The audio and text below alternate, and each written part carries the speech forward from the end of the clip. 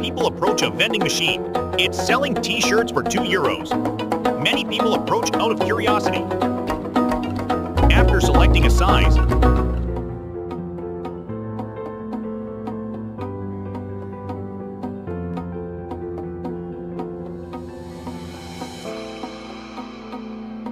they pause to think.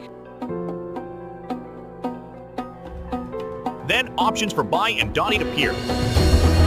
People choose to donate.